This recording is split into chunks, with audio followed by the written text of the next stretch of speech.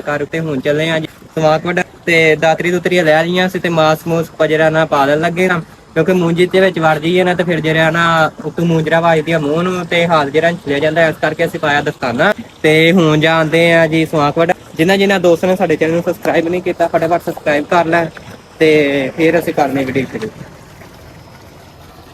ਤੇ ਅੱਜ ਜਿਹੜਾ ਨਾ ਅਸੀਂ 1.5 ਕਿਲੋ ਸਵਾਕ ਜਿਹੜਾ ਨਾ ਮੁਕੰਮਲ ਕਰ ਲੈਣਾ ਤੇ ਇਸ ਕਰਕੇ ਸਾਡੇ ਸਾਰੇ ਵਲੋਗ ਨਾਲ ਜੁੜੇ ਰਹਿਣਾ ਤੇ ਐਂਡ ਤੱਕ ਵੇਖਣਾ। ਤੇ ਅੱਜ ਦਾ ਵਲੋਗ ਬੜਾ ਹੀ ਮਜ਼ੇਦਾਰ ਹੈ।